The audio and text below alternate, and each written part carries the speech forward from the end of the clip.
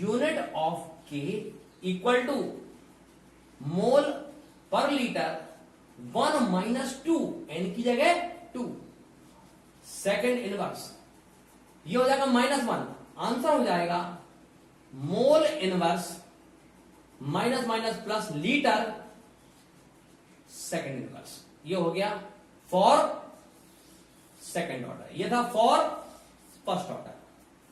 मान लिया आपसे पूछते हैं for zero order, zero order यानी कि n इक्वल टू 0, तो यूनिट ऑफ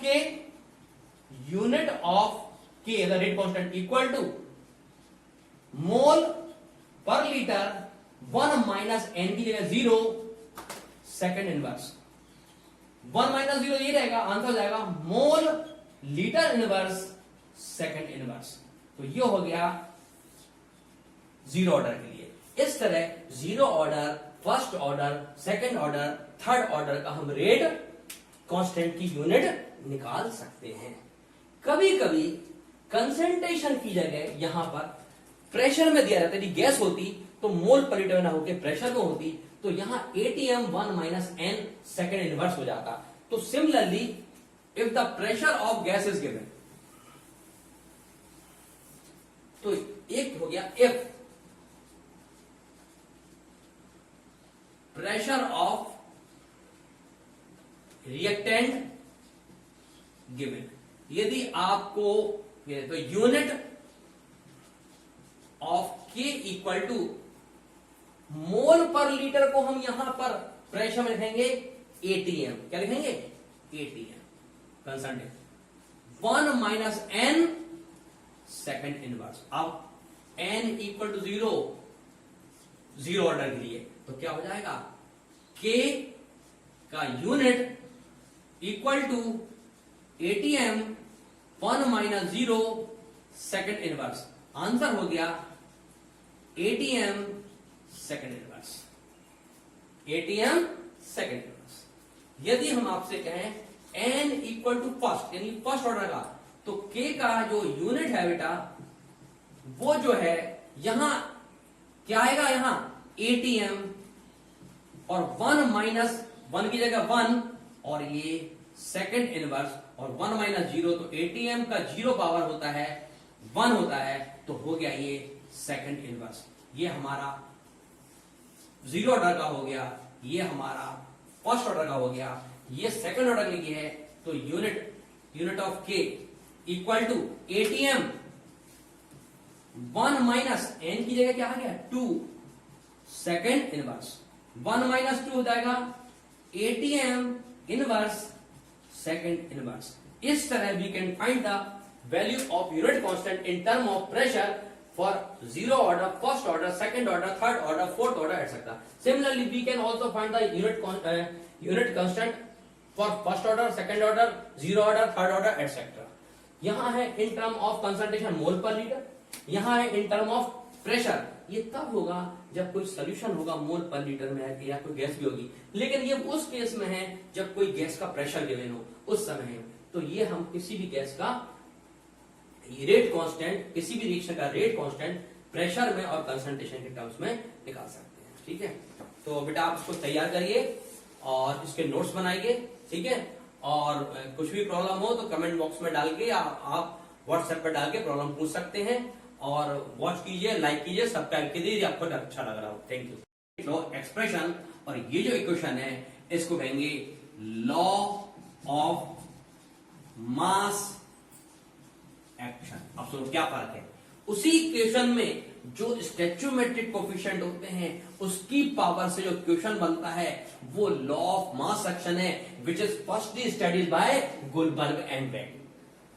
गुलबर्ग ने और वेग ने दोनों ने ये बताया था, लेकिन बाद में मालूम पड़ा कि rate of A reaction is the experimental value, मतलब ये वैल्यू नहीं हो सकती, ये एक्सपेरिमेंटल वैल्यू है। और एक्सपेरिमेंट करने के बाद हम we can find the value of a and B.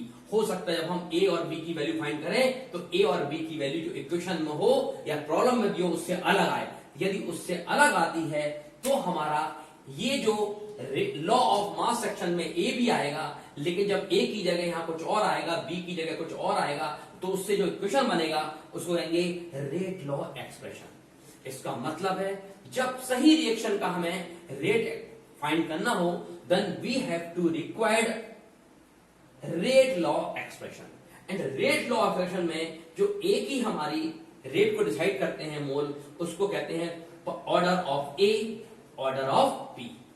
और जो दोनों सारे के सारे रिएक्टेंट के जो मोल जो रिएक्शन के रेट को डिसाइड करते हैं, उसके सम को कहते हैं m+n, और वो कहलाएगा ऑर्डर ऑफ रिएक्शन। तो तीन चीजें आई, एक ऑर्डर ऑफ रिएक्टेंट ए और बी, और एक समझ में आया कि sum of the order of reactant known as order of the reaction, यानी कि रिएक्टेंट का जो ऑर्डर हम सबको जोड़ दो तो वो रिएक्शन का ऑर्डर होता है। तो किसी भी रिएक्शन का रेट निकालने के लिए हमको लॉ ऑफ मास सेक्शन नहीं, बल्कि रेट लॉ एक्सप्रेशन फॉर्मूला चाहिए होगा। आप सुनो, क्योंकि rate law formula is not mathematical, it's is the experimental formula. यदि हम कोई एक्सपेरिमेंट करें तो फिर हम इस फॉर्मूले को ए निकाल सकते, ए की पावर m और b की पावर n की वैल्यू ए और b की जगह कितनी होगी, ए की जगह m कितना होगा, b की जगह m कितना होगा, उसकी वैल्यू हम फाइंड कर सकते हैं। और ये एक न्यूमेरिकल है जो हमारे बोर्ड में, सीबीएसई में, आईसीएसई में हर साल आता है। बड़ा अच्छा क्वेश्चन है। मैं एक आपको न्यूमेरिकल करता हूं, आप देखिए। पहले मैं एक बार और आपको लॉ ऑफ मास सेक्शन और रेट लॉ का एक्सप्रेशन दिखाता हूं कैसे। देखिए बेटा, आपसे बोला गया N2 + 3H2 रिवर्सेबल 2NH3 इस रिएक्शन का रेट निकालते हैं। तो rate equal to K, reactant concentration N2 की पावर 1 और H2 की पावर 3। ये हो गया हमारा लॉ ऑफ मास एक्शन। लेकिन R equal to K, N2 की पावर पता नहीं m मान लेते हैं और H2 की पावर 3 जगह n मान लेते हैं, और इसमें जो m और n की वैल्यू होगी वो वैल्यू हम फाइंड करेंगे और उसकी जगह यहां पुट करेंगे, और वो इक्वेशन कहलाएगा rate law expression. Rate law expression, इसका मतलब है हमको इससे नहीं, हमको सारे रिएक्शन इससे करने हैं। Where m is order of N2 and n is order of H2 and m plus n is order of reaction. ये इतनी चीजें होती हैं। अब हम कोई भी जो प्रॉब्लम करेंगे उसमें जो रिएक्टेंट है उसके कंसंट्रेशन को हम m और n मान लेंगे, और एक्सपेरिमेंट से हमको ये गिवन होगा, हमको ये गिवन होगा, हमको k, m और n फाइंड करने होंगे। अब आज हम आपको एक न्यूमेरिकल बता रहे हैं, और ऐसे न्यूमेरिकल आपकी एनसीईआरटी में कम से कम 13 to 15 दिए हुए हैं, एग्जाम्पल और एक्सरसाइज में मिला के। देखिए,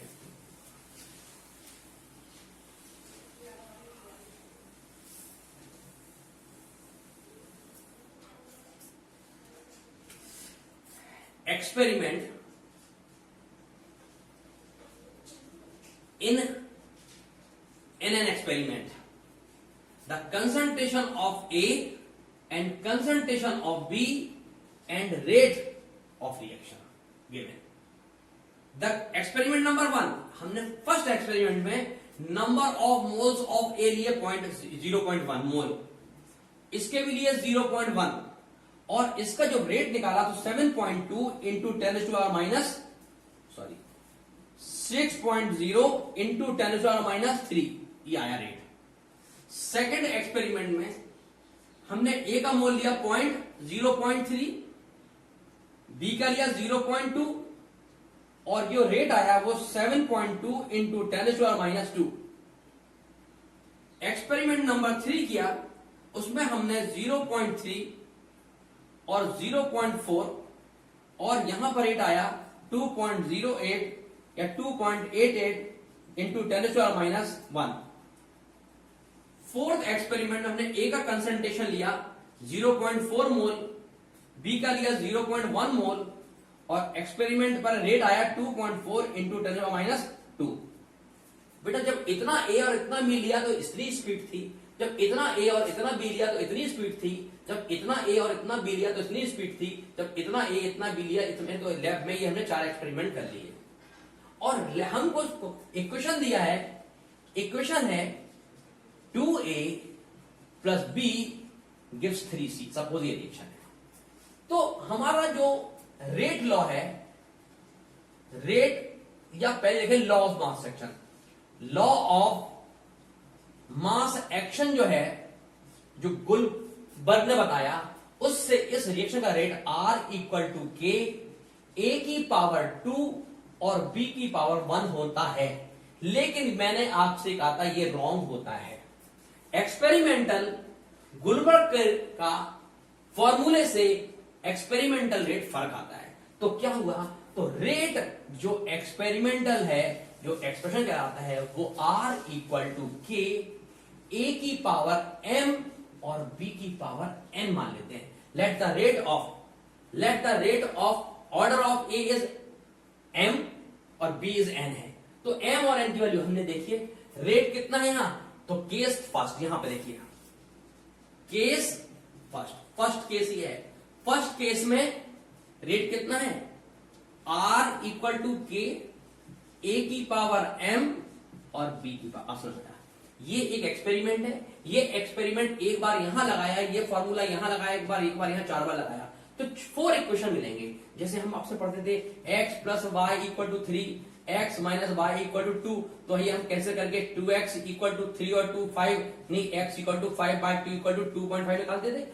2 इक्वेशन से ऐसे ही हमारे पास एक m is m and n and k, 3 quantities unknown, 3 quantity unknown है, ये हमें एक्सपेरिमेंटल फाइंड करना है, क्योंकि ये गुलबर्ग से नहीं होती हैं, ये इससे होती हैं, जिसको कहते हैं रेट लॉ एक्सप्रेशन।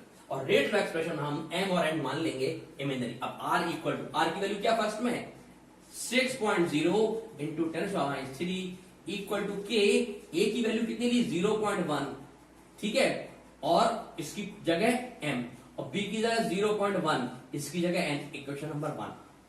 केस बेटा केस सेकंड लिया, सेकंड में ये वैल्यू है 7.2 इंटू 10⁻² इक्वल टू के, फिर वही के कितना है 0.3 की पावर n एंड 0.2 की power n, equation number 2। Case 3, experiment number 3, r कितना है 2.88 इंटू 10⁻⁻1 इक्वल टू के 0.3 की पावर n और 0.4 की power n, equation 3। Case 4, rate 2.4 into 10⁻² equal to k 0.4 की पावर m, 0.1 की पावर n, इक्वेशन 4। बेटा इस फॉर्मूले को हमने फर्स्ट, सेकंड, थर्ड, फोर्थ 4 बार अप्लाई किया। इस फॉर्मूले में देखिए बेटा, इक्वेशन 1 2 3 4 है, इसमें ट्रिक होती है बेटा, इसमें ट्रिक होती है।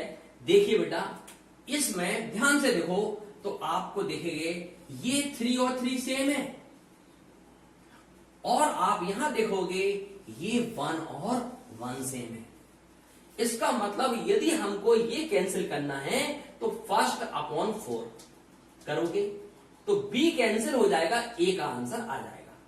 और यदि हम सेकंड अपॉन थर्ड करेंगे तो a कैंसिल हो जाएगा और b आ जाएगा, तो हमारा a और b की पावर निकल आएगी।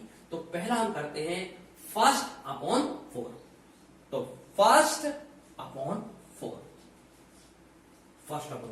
तो फर्स्ट क्या है, फर्स्ट है 6.0 into 10⁻³ first upon 4, 2.4 into 10⁻² equal to, first में क्या है k 0.1 की पावर m, 0.1 की पावर n फर्स्ट।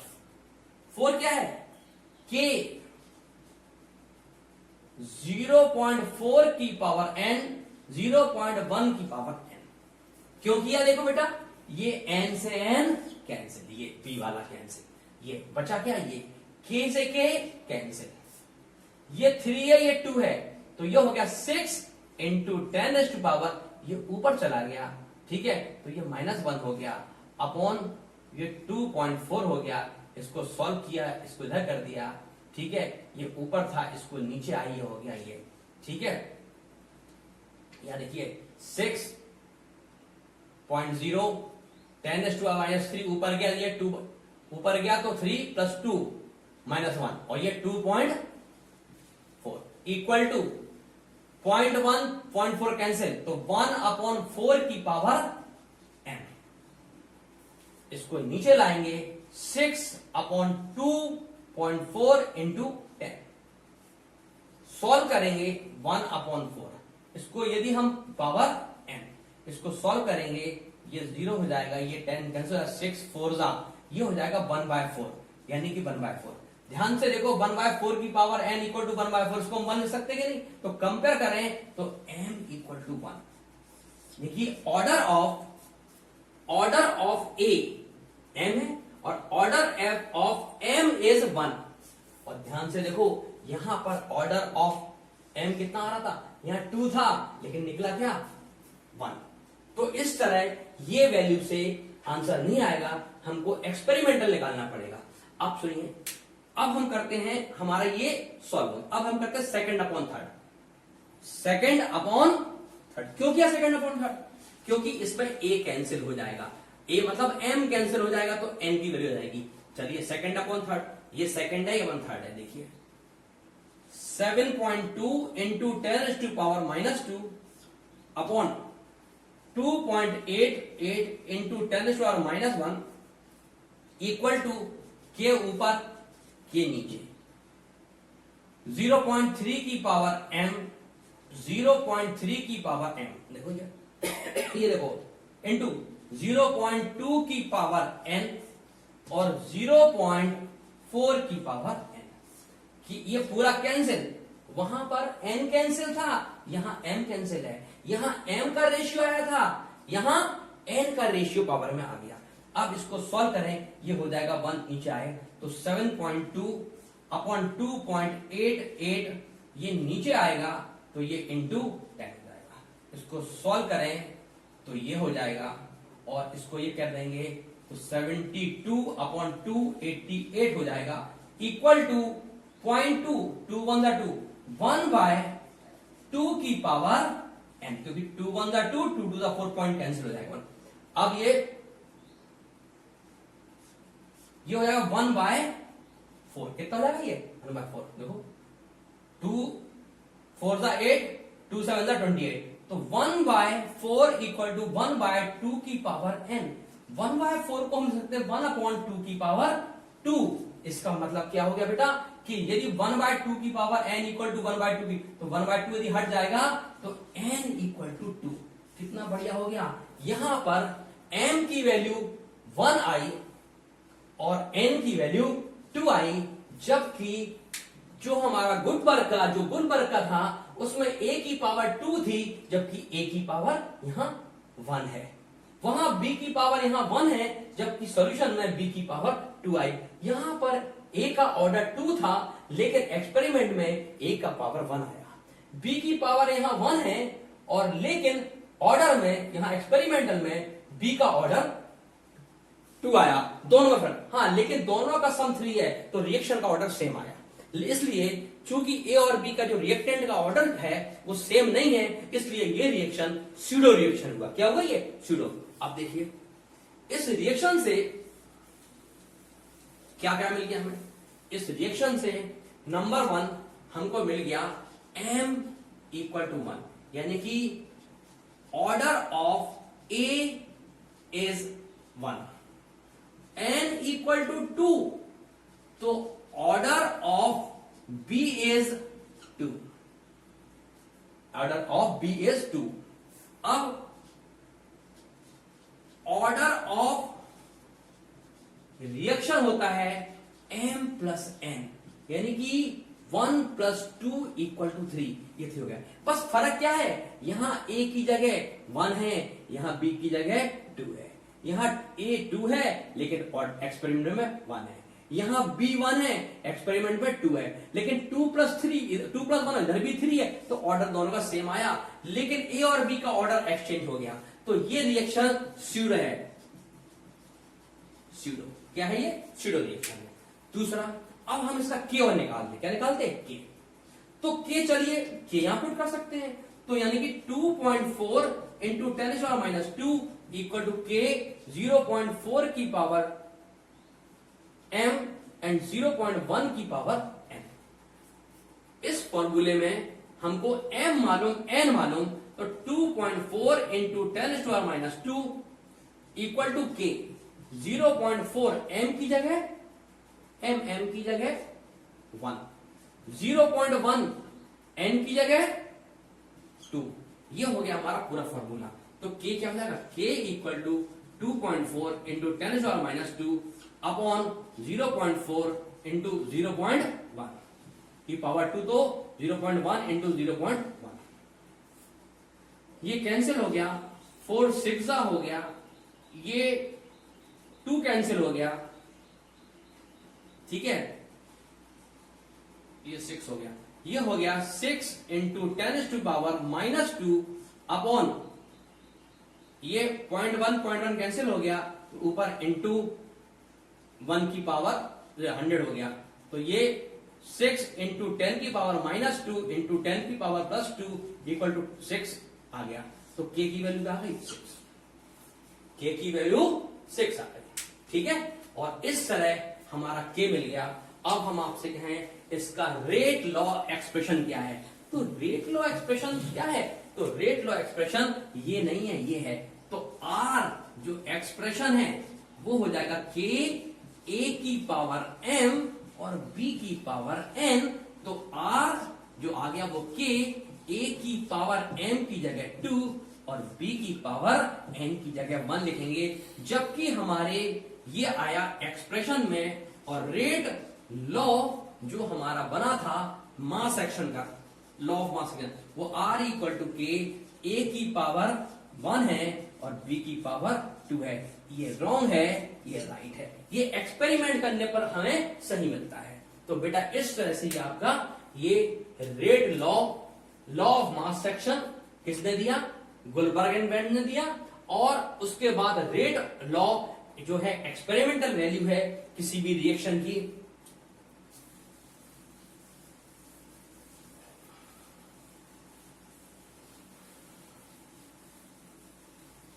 अब सुनिए, किसी भी रिएक्शन का r rate direct mall to reactant का पावर होती है, मान लो n है, तो रेट जो है r इक्वल टू के और a की पावर n होगी। वेयर n क्या है, n है ऑर्डर ऑफ रिएक्शन। ये हो गया बेटा।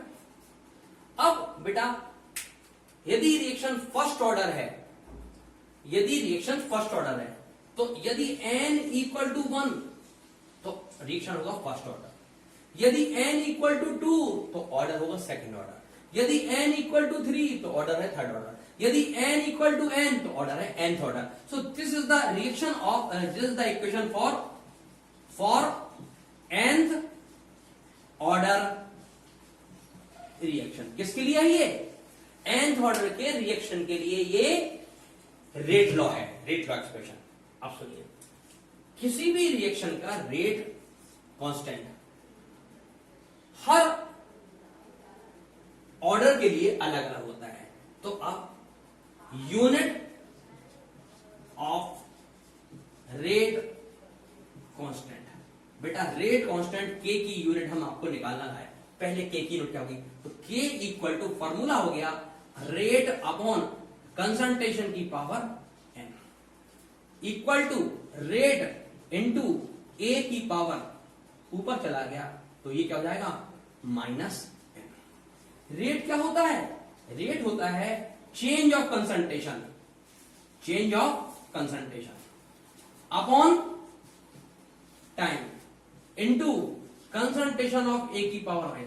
ये भी कंसंट्रेशन ये 1 है, तो कंसंट्रेशन इनटू कंसंट्रेशन हो जाएगा कि यानी कि कंसंट्रेशन यदि ये निकालेंगे तो ये हो जाएगा 1 minus n upon change of concentration upon time. ठीक है, अब ये हो गया टाइम यानी कि second inverse.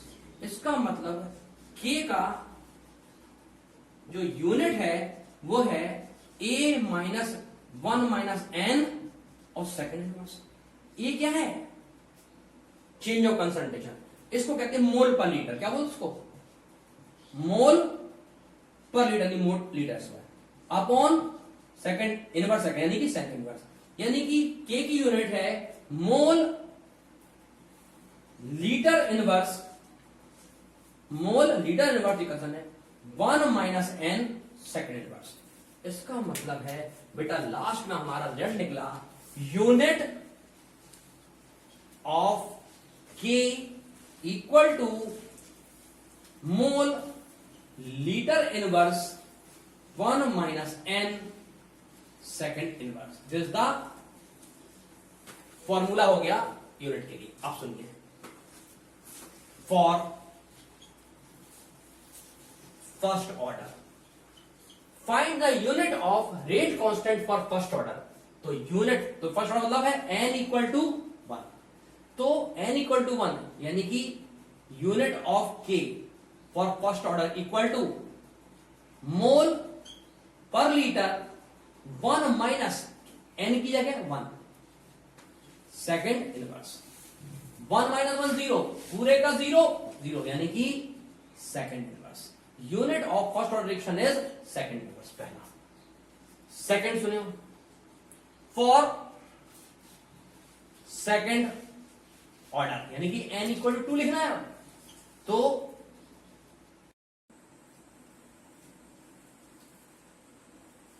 Hello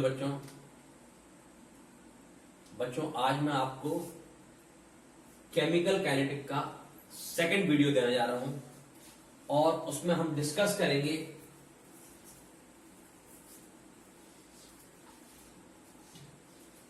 rate law और law of mass action, law of mass action.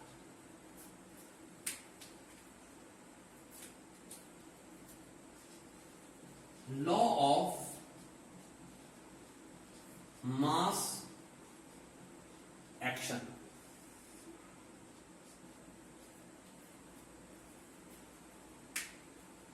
देखिए, law of mass action firstly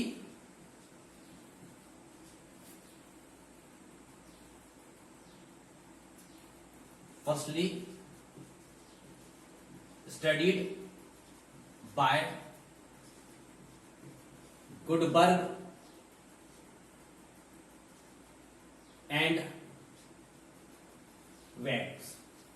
सबसे पहले इन्होंने दिया, क्या बोला उन्होंने बोला यदि कोई reaction A plus B gives C और ये है 2A plus B gives 3C, ये रिएक्शन है।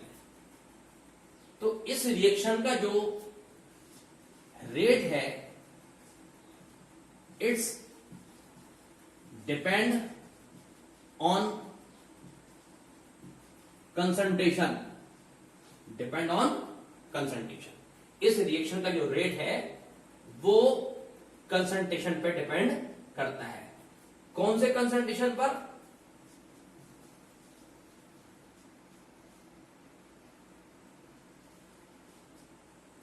रिएक्टेंट के कंसंट्रेशन पर डिपेंड करता है। यानी कि rate of reaction depend on the concentration of reactant.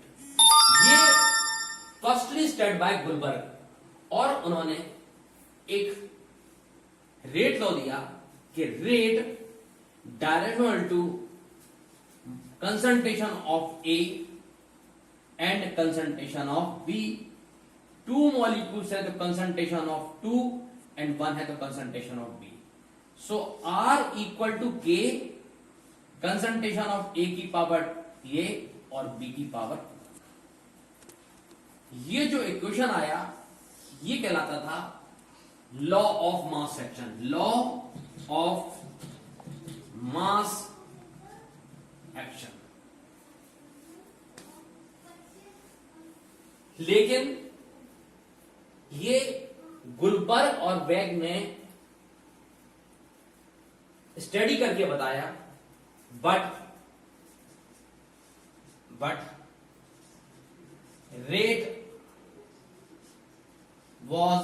rate of reaction was not proper or right। ये आंसर सही नहीं आया।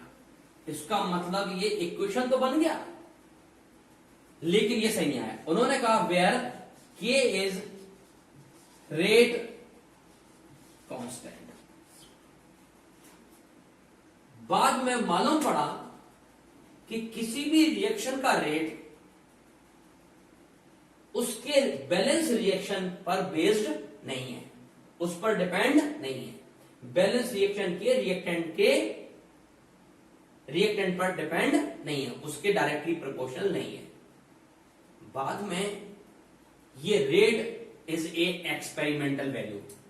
लेकिन क्या हो गया, रेट क्या हुआ, रेट इज एक्सपेरिमेंटल वैल्यू। बाद में मालूम पड़ा कि ये मैथमेटिकल नहीं है, ये हम मैथ्स के हिसाब से नहीं निकाल सकते, ये जो है एक्सपेरिमेंटल वैल्यू है। कैसे मालूम पड़ा, जब उन्होंने इसके रेट को डबल किया तो हो सकता है रिएक्शन का रेट डबल हो गया, किसी किसी में रिएक्शन का रेट उतना ही रह गया, किसी किसी में रिएक्शन का रेट हाफ हो गया।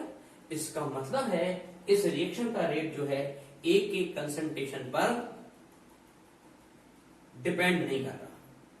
वो कंसंट्रेशन को डबल करने पर कभी डबल हो रहा, कभी उतना ही रह रहा, कभी चेंज नहीं हो रहा, कभी डबल करने पर इफेक्टेड नहीं हो रहा। इसका मतलब rate of reaction is not depend upon the concentration of neither A nor be. वो ए और बी पे डिपेंड नहीं करता था। तो फिर वो किस पर डिपेंड करता था, वो एक्सपेरिमेंटल वैल्यू है। एक्सपेरिमेंटल वैल्यू में यहां पर 1 और 2 की जगह एक्सपेरिमेंट में मालूम पड़ा कंसंट्रेशन जो ए का था, यदि उसको 2 कर दिया गया 2, तो ये आंसर 4 टाइम हो गया क्योंकि यहां 4 था। लेकिन 2 कर दिया तो इसका कंसंट्रेशन 2 ही टाइम रहा क्योंकि इसका यहां पर पावर 1 हो चाहिए। कभी कभी कंसंट्रेशन 2 डबल किया लेकिन कोई भी चेंज नहीं हुआ, उतना ही को उतना ही रह गया, यानी कोई डिपेंड ही नहीं है कंसंट्रेशन पर। इसका मतलब ये 0 हो गया। इसका मतलब है कि किसी कंसंट्रेशन रिएक्टेंट के कंसंट्रेशन की जो पावर है वो एक्सपेरिमेंटल वैल्यू है। क्या है वो, एक्सपेरिमेंटल वैल्यू। और उस एक्सपेरिमेंटल वैल्यू से जो इक्वेशन आता है उसको हम कहते हैं rate law expression.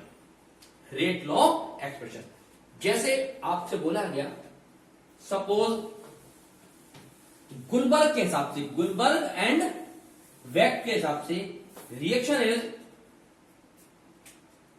A a b b give c c and d D.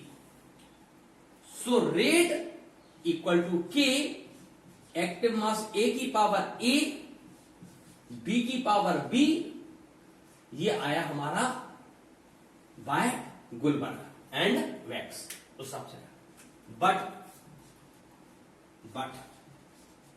जो रेट था are equal to K, experimental it's not depend upon the amount A, it's depend upon the M, suppose M, and the value of M depend upon not B, it's depend upon N.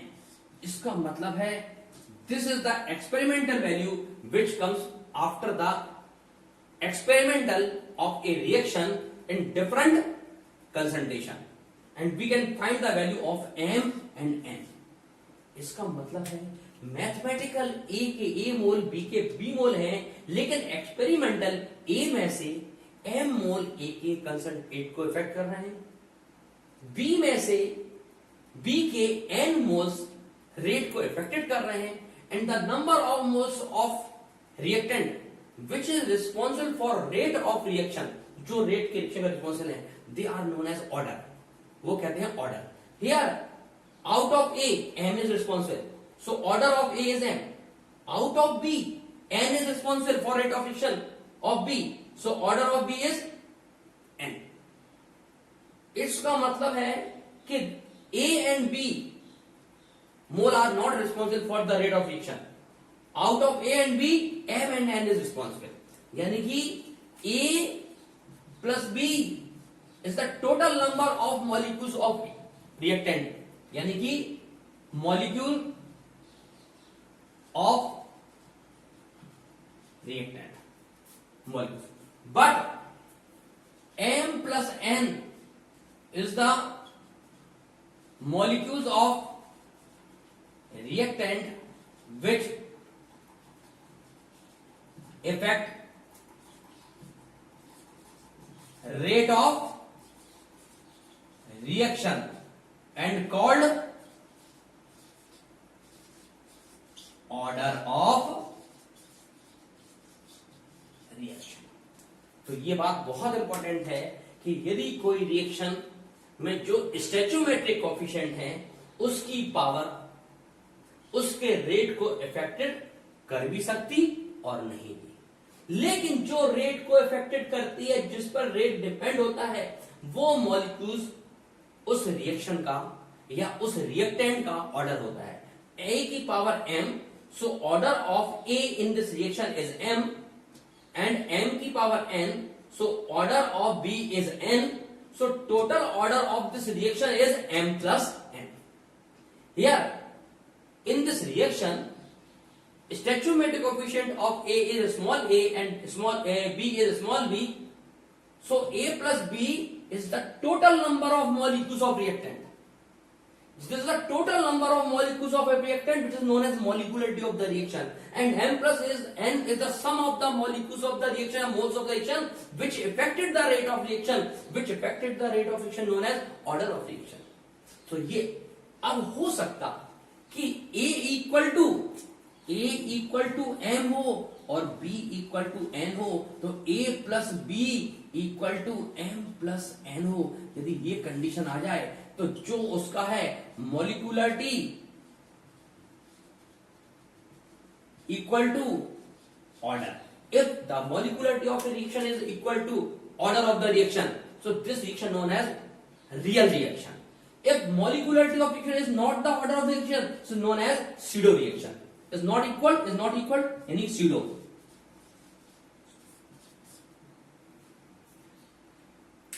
Pseudo मतलब झूठा. दिखा रहा 2 है 3, दिखा रहा 1 है 0, दिखा रहा 1 है 2, दिखा रहा 1 है -1. यानी कि मॉलिक्यूल्स कुछ और दिख रहे हैं, लेकिन उसका रेट कुछ और मॉलिक्यूल्स पे अमाउंट पर यानी पावर पर डिपेंड कर रहा है. ऐसे रिएक्शन जिसमें जितने मॉलिक्यूल्स दिखते हैं स्टैच्यूमेट्रिक में, वही उसके ऑर्डर को रेट को इफेक्टेड करते हैं, वो कहलाते हैं रियल रिएक्शन. और जो इफेक्टेड नहीं करते हैं वो मॉलिक्यूलरिटी जिनकी अलग होती है, लेकिन उनमें जो मॉलिक्यूल्स है उसके ऑर्डर अलग होते हैं, यानी कि मॉलिक्यूलरिटी और ऑर्डर फर्क है, तो वो रिएक्शन कहलाते हैं स्यूडो रिएक्शन. कुछ रिएक्शन स्यूडो होते हैं और कुछ रिएक्शन रियल होते हैं. इसका मतलब है कि किसी भी रिएक्शन के लॉ ऑफ मास एक्शन से हम उसका रेट लॉ रेट